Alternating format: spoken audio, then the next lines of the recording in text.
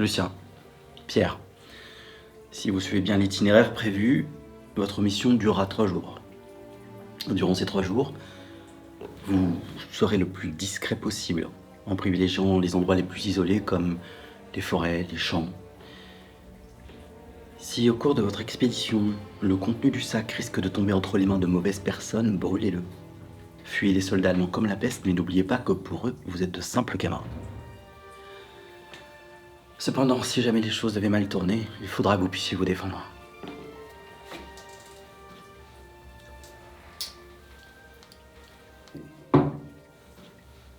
Tout ça, c'est pour la France que vous le faites.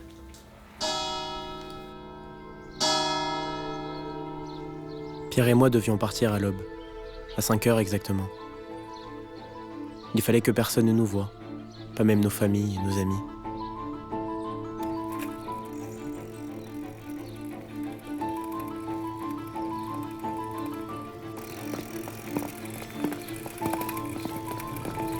Le sac que la résistance nous avait confié contenait des messages confidentiels et des tracts de propagande. Si nous étions découverts avec, nous risquions gros.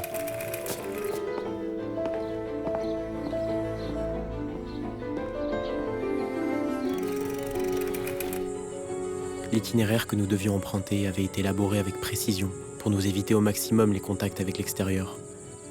Nous craignions tout particulièrement de croiser des soldats allemands qui commençaient à arriver dans la région. Le premier jour, nous roulâmes toute la matinée. Nous empruntâmes les routes qui sillonnaient les vergers sans croiser personne. Je connaissais Pierre depuis toujours et je le considérais comme mon frère. Il semblait avoir été moins marqué que moi par les heures sombres que nous vivions. De mon côté, j'éprouvais une haine sans faille pour l'envahisseur. C'était ce sentiment qui m'animait plus que tout. Un garde champêtre, complice, nous permit ensuite d'emprunter un chemin privé qui constituait un sacré raccourci. Il y avait 3 types de personnes pendant l'occupation. Certains risquaient leur vie pour la liberté. Beaucoup préféraient se soumettre pour survivre. D'autres s'étaient rangés dans le camp adverse pour en tirer le meilleur parti.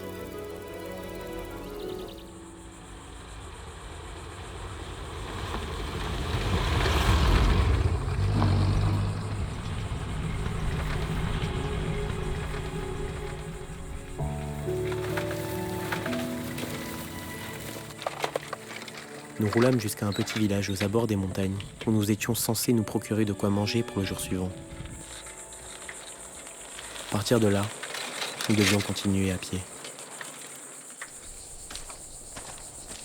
Excuse-moi, tu sais où est-ce qu'on pourrait trouver quelque chose à se mettre sous la dent? Oui, là-bas. J'y vais. Moi, c'est Pierre. Et toi? Suzanne. Enchanté. Qu'est-ce que vous faites ici? Oh, on part voir un ami à Corneilla. Vous devriez être prudent. La route principale est contrôlée. Les Boches ont rompu l'armistice. Il y a quelques soldats qui sont venus là, dans le village. D'accord, on essaiera d'être prudent. Pierre? Oui. Au revoir. Au revoir.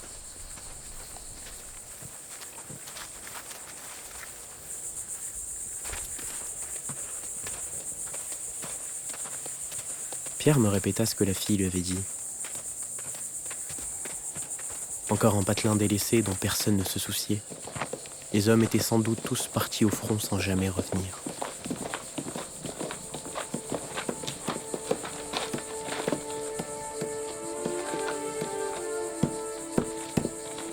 Donnez-moi l'occasion. Donnez-moi l'occasion et je les écorche vifs. Salopards de Boche. Lâches. Heil.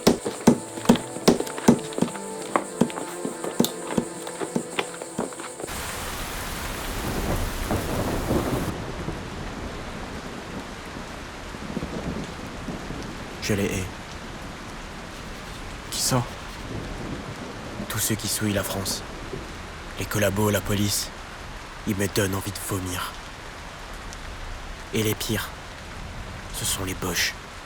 Avec leurs souliers bien cirés et leurs uniformes impeccables. C'est à cause d'eux qu'on en est là. Je t'assure. Donne-moi l'occasion et j'en crève une poignée. Je préfère choisir la violence à la lâcheté.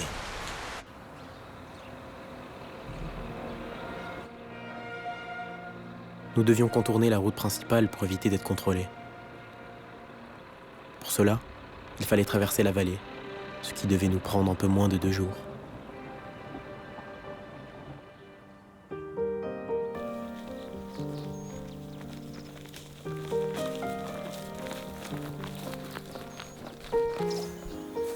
Ici, la nature était paisible, indifférente au regard des hommes. Elle était un havre de paix alors que, juste ici, tout avait semblé s'écrouler autour de nous.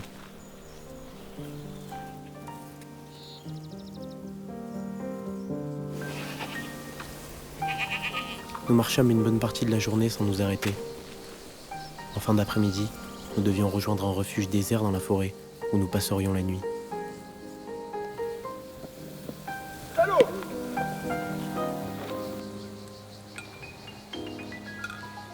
Au bout d'un moment, la soif se fit sentir.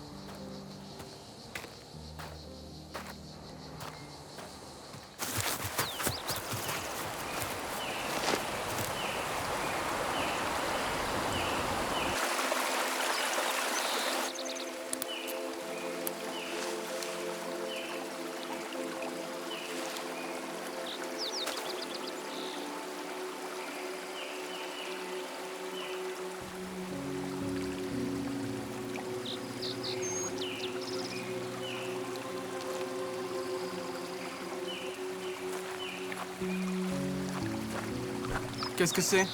C'était là-dedans. Enfin, mais tu es fou.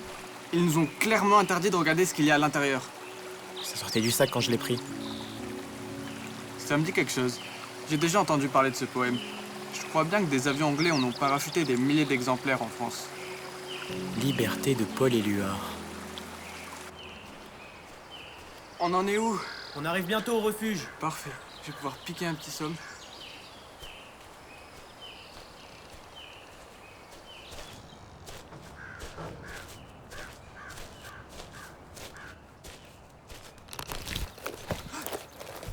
Qu'est-ce que je...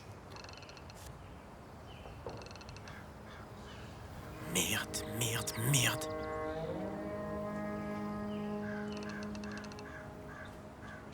C'est l'un des soldats qu'on a croisé au pool. Quoi? Qu'est-ce qu'il fait là? Tu penses qu'il nous attend? Il vérifie que personne ne traverse la vallée pour éviter les contrôles. Non, vite.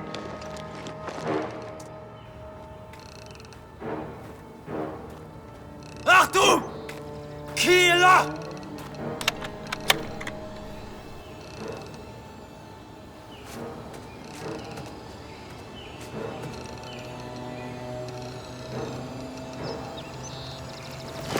Cours!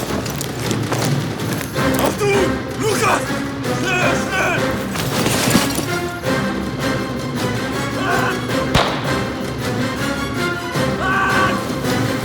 Arrêtez-vous!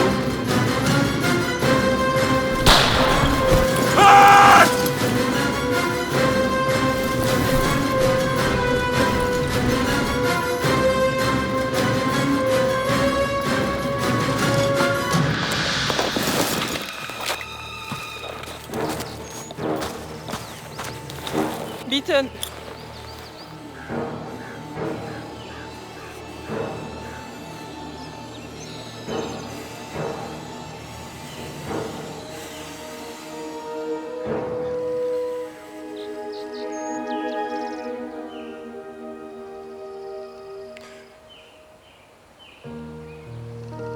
Pars maintenant.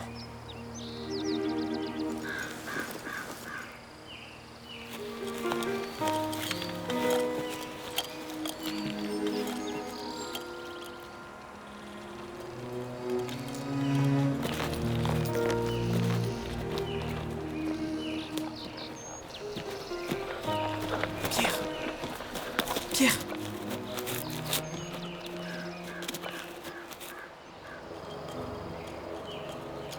Lucas! Auf!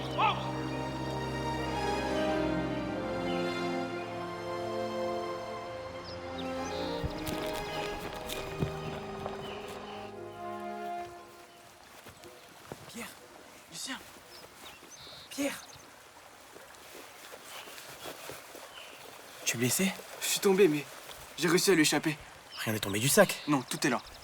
Allez vite, il faut partir.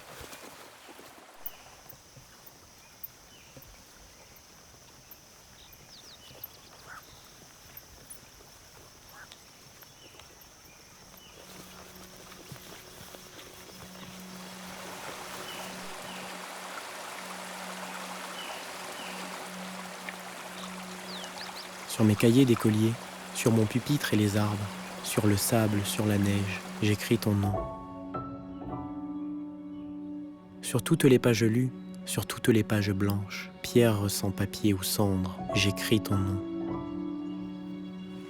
Sur les images dorées, sur les armes des guerriers, sur la couronne des rois, j'écris ton nom.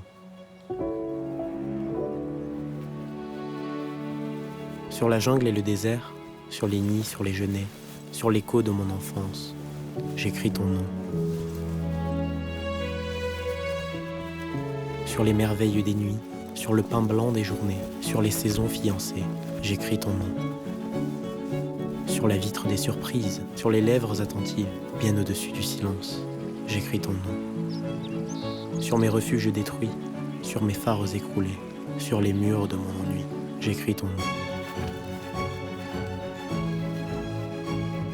Sur l'absence sans désir, sur la solitude nue, sur les marches de la mort, j'écris ton nom. Sur la santé revenue, sur le risque disparu, sur l'espoir sans souvenir, j'écris ton nom. C'est là-bas. Et par le pouvoir d'un mot, je recommence ma vie. Je suis né pour te connaître, pour te nommer. Liberté.